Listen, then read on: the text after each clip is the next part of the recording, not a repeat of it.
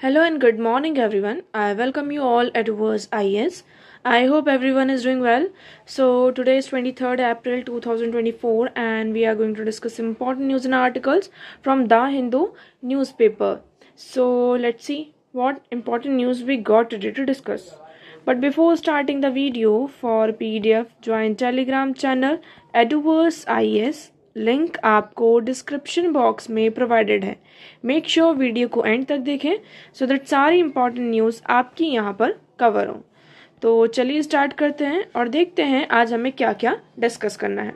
Okay, so now in front page ऐसा कोई भी इंपॉर्टेंट आर्टिकल नहीं है जो एग्जाम पर्सपेक्टिव से इंपॉर्टेंट हो. Now in the next one, first article is restoring earth right to good health. अब देखिए यहाँ पर बात की जा रही है अर्थ राइट की और गुड हेल्थ की, कि किस तरीके से यहाँ पर क्लाइमेट चेंज को लिंक किया गया है हमारे राइट्स के साथ. Okay, so in the landmark decision, अभी यूरोपियन कोर्ट की बात की जा रही है. Landmark decision, the European court of human right found that government of Switzerland guilty of violating the rights of a group of women senior citizens of a Swiss civil society group called Klima Seniorinnen. Okay, nothing than that the government's action to curb emission were inadequate and had failed to protect women against an impact of climate change. अब यहाँ पर European court ने ये कहा है कि जो Switzerland की गवर्नमेंट है वो गिल्टी है for वॉलेटिंग the rights of group of senior citizens. वहाँ पे एक सीनियर सिटीजन्स का एक सिविल सोसाइटी का ग्रुप था जिसमें मोस्टली सीनियर वुमेन्स थी, सीनियर सिटीजन्स थी. और इसमें गवर्नमेंट ने ये कहा, मतलब कोर्ट ने ये कहा कि गवर्नमेंट ने यहाँ पर प्रॉपर एक्शन नहीं लिए, इनएडिक्वेट यहाँ पर एक्शन थे. ड्यू टू दैट थिंग वो वहाँ पर क्या हुआ, जो क्लाइमेट चेंज के इम्पैक्ट थे उसके अगेंस्ट, क्लाइमेट चेंज के इम्पैक्ट के अगेंस्ट वुमेन को प्रोटेक्ट नहीं कर सके. ओके, सो क्लाइमेट क्राइसिस इस टाइम पे बहुत ज्यादा बनता जा रहा है और क्लाइमेट क्राइसिस ये बनते बनते हमारे ह्यूमन राइट का क्राइसिस भी बनता जा रहा है. ओके, अभी हाल ही फिलहाल में आप सभी को पता होगा कि कुछ दिनों पहले ही हमने इसके बारे में डिस्कस भी किया था कि Supreme Court of India rule that people have right to free from adverse impact of climate change. उन्होंने, सुप्रीम कोर्ट ने ये कहा था कि क्लाइमेट चेंज के जो एडवर्स इम्पैक्ट है इससे फ्री रहना ये हमारा फंडामेंटल राइट है under article 14 and under article 21 right to life and under article 14 equality before law and the equal protection of law of the Indian constitution as a source. Okay, so I hope आपको ये दो चीजें यहाँ पे clear हुई. अब धीरे धीरे एक्चुअली हो क्या रहा है, स्टेट्स हैं जो ग्लोबल क्लाइमेट रिपोर्ट्स, यहाँ पर अभी जो लेटेस्ट रिपोर्ट आई है वर्ल्ड मेट्रोलॉजिकल ऑर्गेनाइजेशन के द्वारा ग्लोबल क्लाइमेट रिपोर्ट, इसमें ये रिवील किया गया कि 2023 वाज द हॉटेस्ट ईयर. अब तक का यहाँ पर इंडिकेट किया गया है कि 2023 was the hottest year. So it confirms 2023 to be the hottest year since we started recording global temperature. जब से हमने यहाँ पे ग्लोबल टेम्परेचर को रिकॉर्ड करना स्टार्ट किया है तो अब तक में हमने ये देखा कि 2023 वाज द हॉटेस्ट. ओके, इसी के चलते यहाँ पे जो वेरियस रिकॉर्ड्स हैं वो भी ब्रोक हुए हैं, like ocean heat, sea level rise, Antarctic sea ice loss and glacier retreat. Okay, अब हमारा जो प्लैनेट है वो बहुत ही स्ट्रेस में है, आप सभी को ये पता है.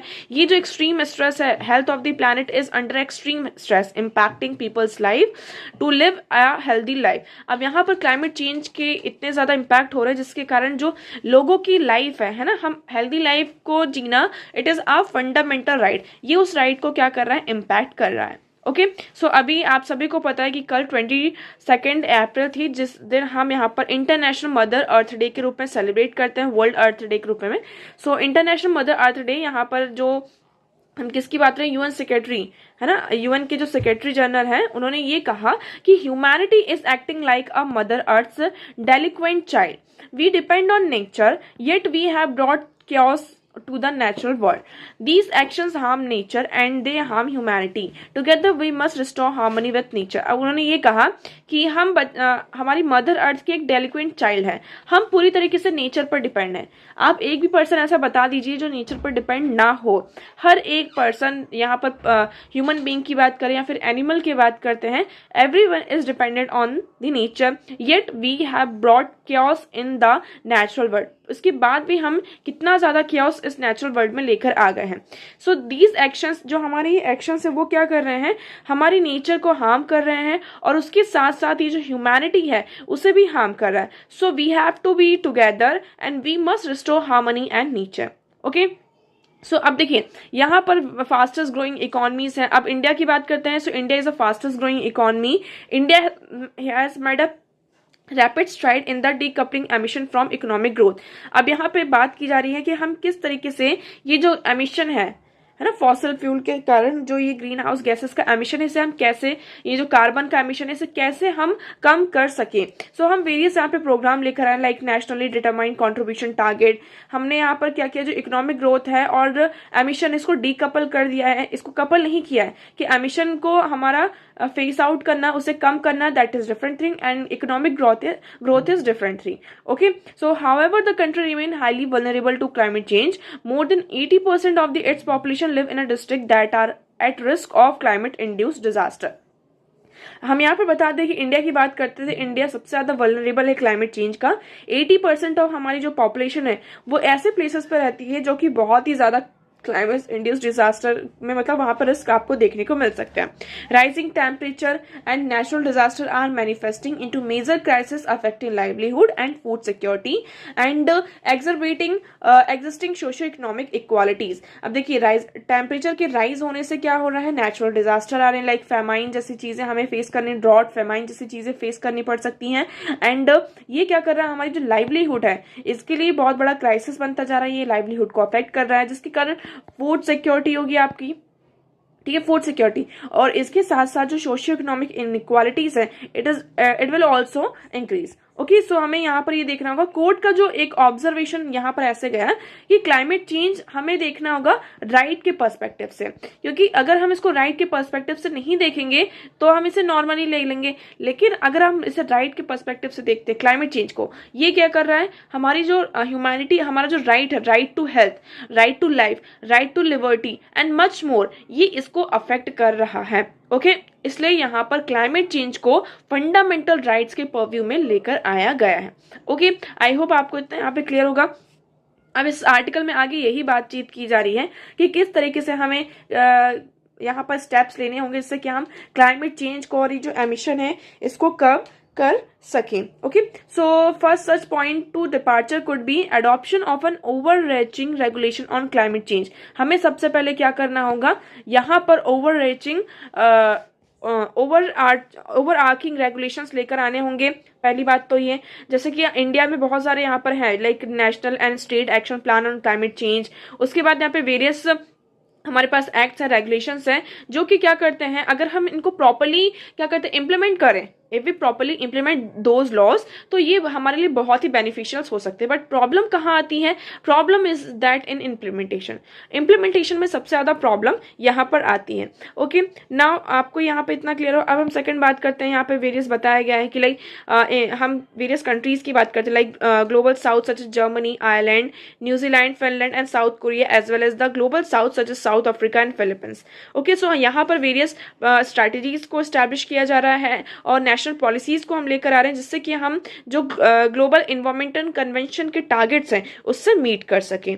ओके, सो इतना आपको यहाँ पे क्लियर हुआ। फिर ये जो लॉ है ये बहुत अच्छा एक पब्लिक अवेयरनेस भी हमें क्रिएट करनी होगी कि जो क्लाइमेट चेंज है इसके कारण क्या क्या इम्पैक्ट हमें फेस करने पड़ सकते हैं।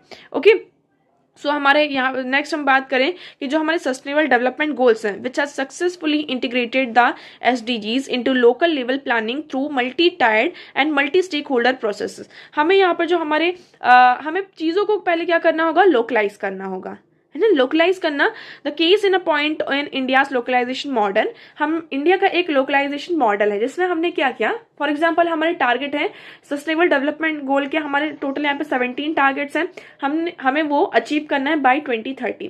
लेकिन क्या हम स्टेट लेवल, सॉरी, हम अगर नेशनल लेवल पर बात करते हैं, हमने कोई स्कीम ले आए कि इस चीज को इम्प्लीमेंट करना, लाइक वाटर की बात करते हैं, क्लीन वाटर, तो क्या हम इंश्योर कर सकते हैं कि गवर्नमेंट सेंटर में बैठकर, जो गवर्नमेंट है वहां पर बैठकर पूरे इंडिया में क्लीन वाटर को प्रोवाइड कर सकती है? तो हमने क्या किया, चीजों को लोकलाइज कर दिया कि हमने सारी जो लोकल गवर्नमेंट्स हैं, लाइक जो हमारी लोकल नहीं कहेंगे हम, स्मॉल जो हमारी स्टेट गवर्नमेंट है, उसके बाद हमारा जैसे पंचायती सिस्टम है, यहाँ पर म्यूनिसिपल कॉर्पोरेशन है, तो जो हमारा टायर सिस्टम है, मल्टी टायर्ड सिस्टम है, तो यहाँ पर मल्टी स्टेक होल्डर्स भी आपको मिलेंगे। हमने उनको काम बांट दिया कि ये हमारे टारगेट है, हम इन टारगेट्स को आप तक ये अचीव करना है। अब आप देखिए आप यहाँ पर क्या क्या चीजें इंप्लीमेंट कर सकते हैं to achieve this target. Okay, so SDG road map and monitoring system and friendly competition among them spur innovation innovation and faster progress. इससे क्या होगा, एक प्रोग्रेस होती है। फॉर एग्जाम्पल यहाँ पर ये विलेज नंबर ए है और ये विलेज नंबर बी है।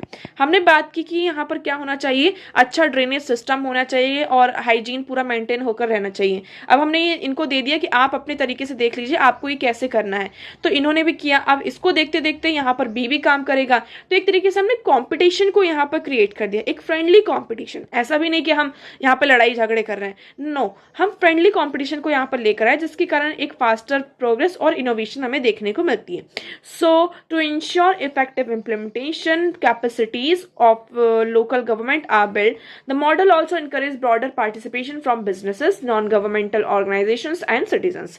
यहाँ पे मॉडल्स ऐसे भी बनाए जा रहे हैं जिसमें हम ब्रॉडर पार्टिसिपेशन हमें मिल सके, लाइक जो हमारे बिजनेसेस हैं, नॉन गवर्नमेंटल ऑर्गेनाइजेशंस हैं, सिटीजन्स हैं।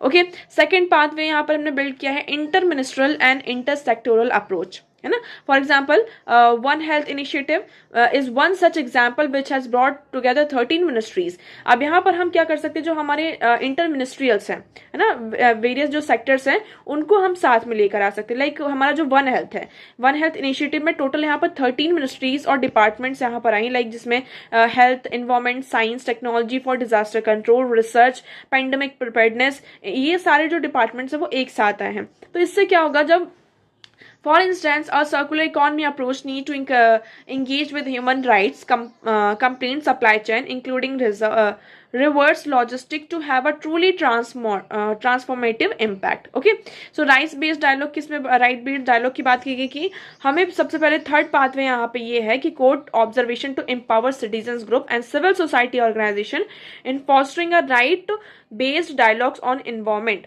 है ना, बायोडाइवर्सिटी एंड क्लाइमेट एक्शन। हमें यहाँ पर जो लोग हैं, सिविल सोसाइटी, हमारी जो सिविल सोसाइटी है, सोसाइटी ऑर्गेनाइजेशंस हैं, तो यहाँ पर एक राइट बेस्ड आपका डायलॉग होना चाहिए कि हम किस तरीके से ये जो क्लाइमेट एक्शन के तहत में हम काम कर सकते हैं। So balancing conservation of the habitat of great, आप सभी को यहाँ पर पता होगा सुप्रीम कोर्ट ने अभी ऑब्जर्व किया है कि जो हमारे ग्रेट इंडियन बस्टर्ड है उनका जो हैबिटाट है उसे हमें कैसे कंजर्व करना चाहिए। पहले तो यहाँ पर प्रॉब्लम आ रही थी कि जो आपकी पावर लाइंस होती हैं, ड्यू टू दैट रीजन यहाँ पर जो ग्रेट इंडियन बस्टर्ड है इन राजस्थान एंड गुजरात, उनकी डेथ हो जाती है। Okay, they died because of the power lines. So supreme Court ने यहाँ पर पहले की बात है इसको बैन कर दिया था कि पावर लाइंस को बैन कर दिया जाए या फिर उसे अंडरग्राउंड किया जाए, बट गवर्नमेंट सीट की अंडरग्राउंड करना ये हमारे लिए बहुत ही अनप्रैक्टिकल है और ये पॉसिबल भी नहीं है।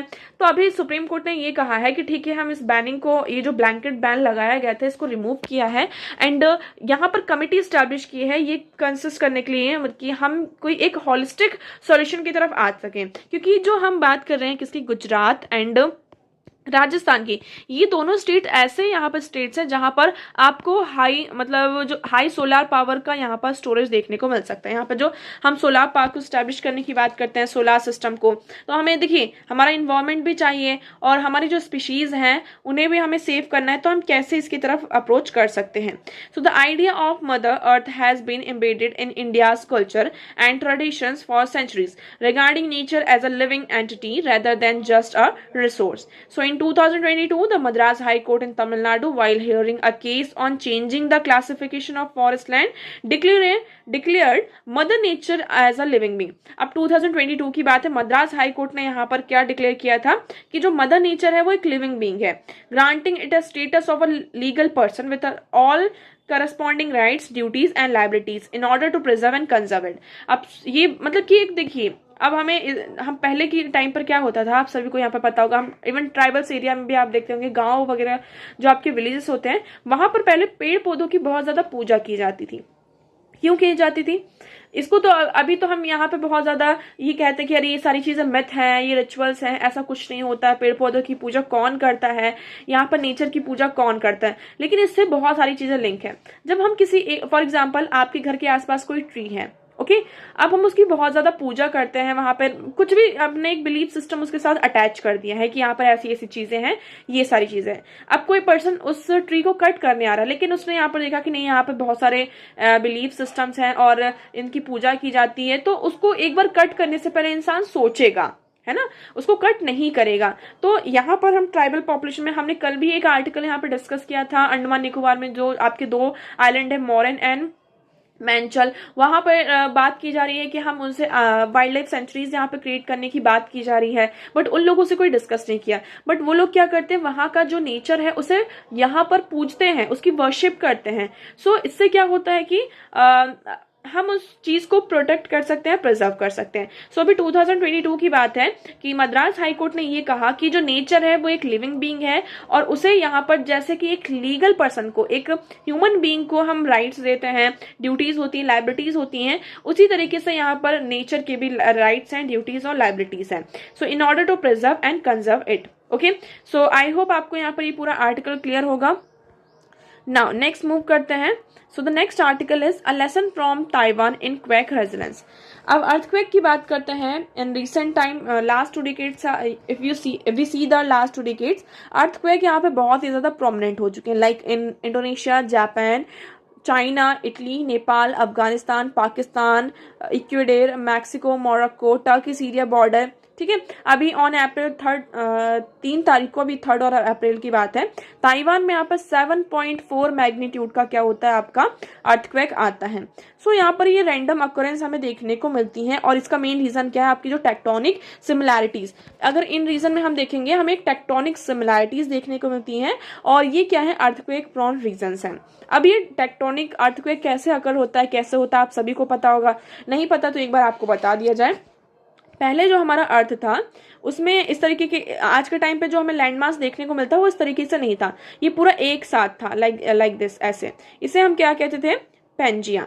धीरे धीरे यहाँ पर कुछ एक्टिविटीज हुई जिसके तहत क्या होता है, ये यहाँ पर ब्रेक डाउन होना स्टार्ट हो जाते हैं। ठीक है, आप सभी को यहाँ पर यूरेशियन प्लेट, गोंडवाना लैंड, इसके बारे में यहाँ पर पता होगा। धीरे धीरे फिर यहाँ पर और भी एक्टिविटीज होती हैं, और ये जो पूरे लैंड है आपका यहाँ पर एक दूसरे से मतलब हटने लगते हैं, टूट जाते हैं, अलग अलग हो गए।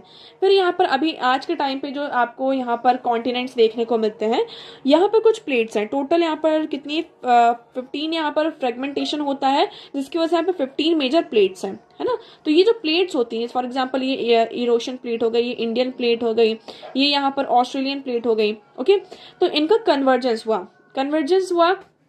सो इससे क्या होता है, जैसे कि 2 प्लेट है, फॉर एग्जाम्पल ये आपकी एक प्लेट है और ये दूसरी प्लेट है, ये कन्वर्ज हो गई एक दूसरे से, लेकिन यहाँ पर ये आपको दिखने को मिल रहा है, हमें यहाँ पर एक लाइन देखने को मिल रही है, ये जुड़ा हुआ तो नहीं है।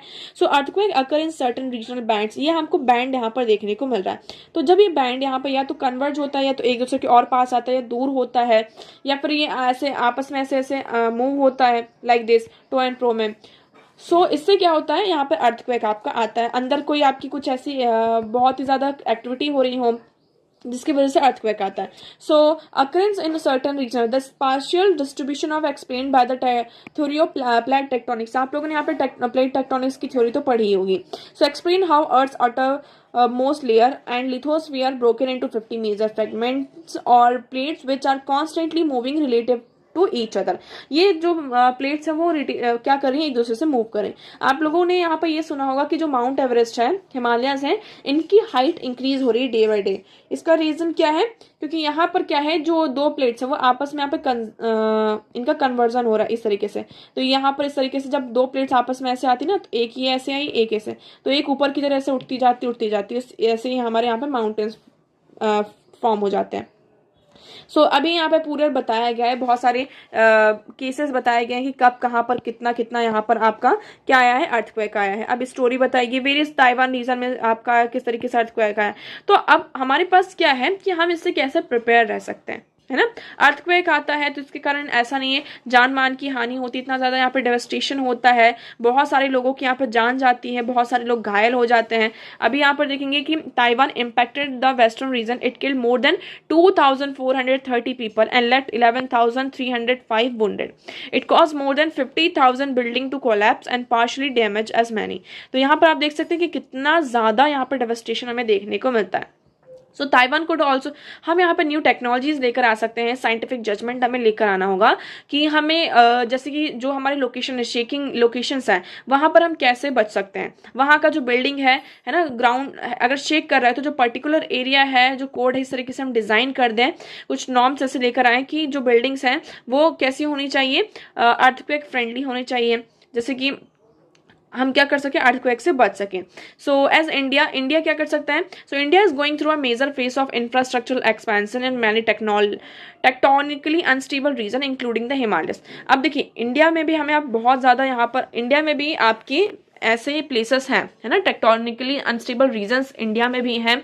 तो स्पेशली हम हिमालयास की बात करते हैं, हिमालय रीजन हमारा ऐसा ही रीजन है। तो यहाँ पर अभी हम क्या करें, इंफ्रास्ट्रक्चर एक्सपेंशन हो रहा है। सो हमें यहाँ पर अर्थक्वेक सेफ्टी को कंसर्न में रखना होगा, ध्यान में रखना होगा। जो भी हमारे इकोनॉमिकली सेंसिटिव एरियाज हैं वहां पर हमें इस बात का पूरा ध्यान रखना होगा। So the Taiwan earthquake provide important lesson for India. यहाँ पर ताइवान का अर्थक्वेक है, इसने इंडिया को बहुत ही इंपॉर्टेंट लेसन प्रोवाइड किया है। So these include following seismic codes. हमें यहाँ पे सिस्मिक कोड्स क्या करने होंगे, फॉलो करने होंगे। अगर हम जो कंस्ट्रक्शन कर रहे हैं, है ना, engineer construction and overcoming inadequacies in the enforcement and non compliance of seismic codes, कि हम किस तरीके से सिस्मिक कोड्स का यूज कर सकते हैं। ये कोड्स यूनिक होते हैं पर्टिकुलर रीजन में, जिससे कि हम अर्थक्वेक एक्टिविटीज के लिए पहले से ही प्रिपेयर हो सकें। ओके, सो यहाँ पे सिस्मिक कोड का यूज किया गया था ताइवान में, जिसकी वजह से वहां पर वो अर्थक्वेक की वजह से यहाँ पर बच गए थे। नाउ नेक्स्ट मूव करते हैं। So the next article is accused in criminal cases won more seats in 17th Lok Sabha. अब देखिए इस आर्टिकल में यहाँ पर 2019 में बहुत सारे लोगों के द्वारा ये पिटीशन फाइल की गई थी कि आउट ऑफ 7,928 कैंडिडेट्स, इसमें से 1500 जो कैंडिडेट्स हैं उनका जो रिकॉर्ड है वो क्रिमिनल बैकग्राउंड से आते हैं। ठीक है, ये केस कब था, 2019 का था, और अब इसका जजमेंट कब आया है, 2024 में। पहली चीज ये हो गई।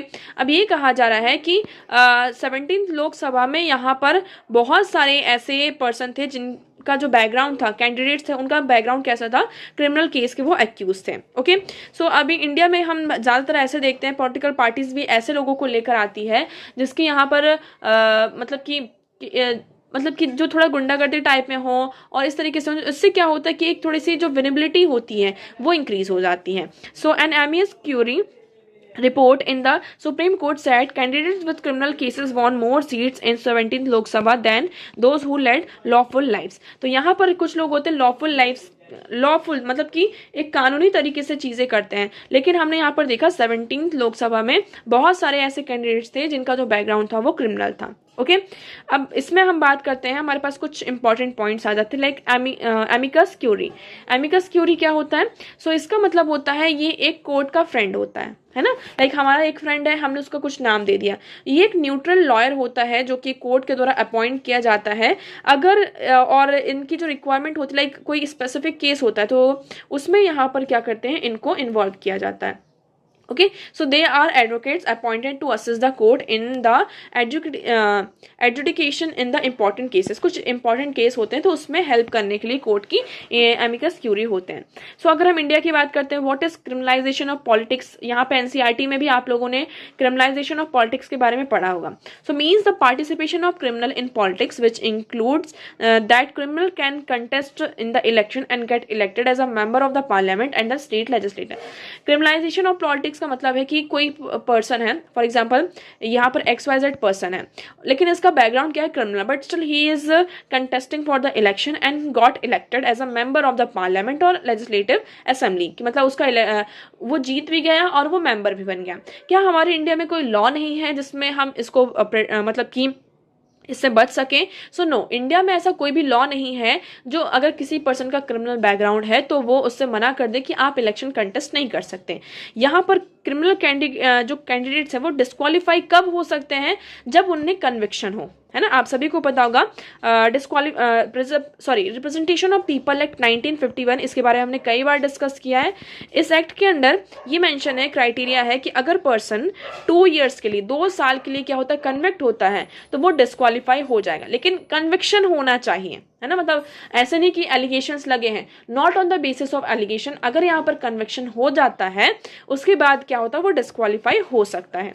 सो वैसे तो हम देखें कोई ऐसा कॉन्स्टिट्यूशन में, हमारे कॉन्स्टिट्यूशन में इलेक्शन में टेस्ट करने के लिए पर्सन को डिस्क्वालीफाई नहीं कर सकते, बस यही वाला हमारा एक प्रोविजन है। ओके, सो आई होप आपको ये आर्टिकल यहाँ क्लियर होगा। नाउ नेक्स्ट मूव करते हैं। Next article is Supreme Court allows termination of pregnancy of minor rape survivor. अब देखिए आप सभी को पता है the Supreme Court on Monday use its extraordinary power under article 142 of the constitution to do complete justice. यहाँ पर कभी कभी सुप्रीम कोर्ट को क्या करना पड़ता है, अपनी एक्स्ट्रा ऑर्डनरी पावर्स को यूज करना पड़ता है अंडर आर्टिकल 142। यहाँ पर जिसे हम कंप्लीट जस्टिस के नाम से जानते हैं। सो अभी एक्चुअली हुआ ये है कि 14 ईयर की एक गर्ल थी, उसका रेप हुआ और उस रेप में मतलब वो सरवाइव कर गई, लेकिन वो प्रेग्नेंट हो गई और उसकी जो प्रेगनेंसी वो 30 वीक्स की हो गई। लेकिन हमारे इंडिया में जो प्रेगनेंसी को टर्मिनेट करने की जो एबॉर्शन लॉज हैं, अगर हम उनकी बात करें तो उसमें क्या प्रोविज़न है कि 24 वीक्स तक क्या कर सकते हैं, आपके पास टाइम है कि आप प्रेगनेंसी को टर्मिनेट कर सकती हैं। लेकिन ये कितना हो गया, आपका 30 वीक्स हो गया, ठीक है। और वो लड़की अभी कितने साल की है, 14 साल की है। तो यहाँ पर सुप्रीम कोर्ट में पूरा केस गया था कि क्या हम उसे टर्मिनेट कर सकते हैं या नहीं। तो सुप्रीम कोर्ट ने यहाँ पर अपनी एक्स्ट्रा ऑर्डिनरी पावर्स का यूज़ किया है और ये कहा है कि अगर हम इसको टर्मिनेट नहीं करवाते हैं, लड़की चाहती है इसे टर्मिनेट कराना, अगर इसे हम टर्मिनेट नहीं कराते हैं so continuation of pregnancy against the will of the minor में impact her physical and mental wellbeing. ये क्या कर सकता है, माइनर के फिजिकल और मेंटल वेलबींग को इम्पैक्ट कर सकता है। सो इसके चलते यहाँ पर प्रेगनेंसी को टर्मिनेट किया जा सकता है। So the state government has agreed to take the expenses for the procedure after care and the her transportation. तो यहाँ पर स्टेट्स पूरी रिस्पॉन्सिबिलिटी लेगा कि जो भी प्रोसीजर में आपका एक्सपेंस होगा, आफ्टर जो भी टर्मिनेशन के बाद जो भी केयर होगी, उसका जो पूरा एक्सपेंस होगा वो स्टेट यहाँ पर लेगी। अब हम कुछ लॉज की बात कर लेते हैं। क्या इंडिया में कोई लॉज है अबॉर्शन के? यस।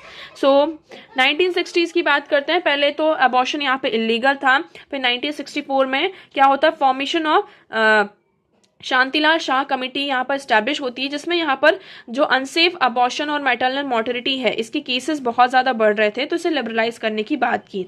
फिर 1971 में यहाँ पर क्या होता है, MTP एक्ट आपका आता है। NTP Act was introduced and passed by Parliament in August 1971 based on the recommendation of the Shantilal Shah committee. Shantilal Shah committee के रिकमेंडेशंस पर यहाँ पर NTP आपका एक्ट आता है। सो ये अलाउ करता था 20 weeks of pregnancy granted immunity to doctors performing abortion in line and its provision। फिर 2002 में यहाँ पर थोड़ा सा अबॉर्शन मतलब कि अमेंडमेंट किया जाता है।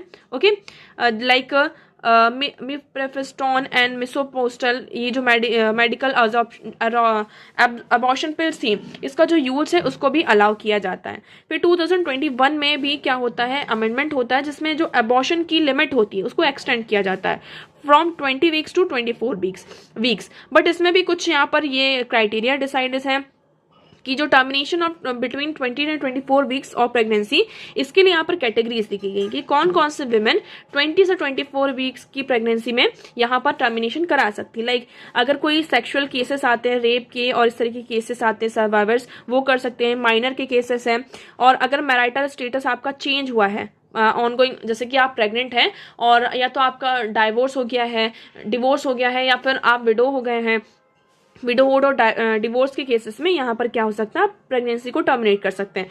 विमेन में कोई फिजिकल डिसेबिलिटी है, इसकी वजह से मेंटली यहाँ पर रिटार्डेशन होने की वजह से फीटल माल फॉर्मेशन हो गया है, तो इन क्राइटेरिया के बेसिस पर 20 वीक्स के बाद क्या क्या रहा जा सकता है, आपका प्रेगनेंसी को टर्मिनेट कराया जा सकता है। ओके, सो आई होप आपको ये अबॉर्शन लॉ इन इंडिया यहाँ पर पूरा क्लियर होगा।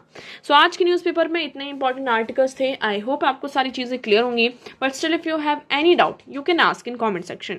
आज का वीडियो कैसा लगा एक बार कॉमेंट सेक्शन में ज़रूर बताइएगा। अगर वीडियो पसंद आया हो तो वीडियो को लाइक करना, चैनल को सब्सक्राइब करना ना भूलें। So that's for all today. Thank you so much for discussion.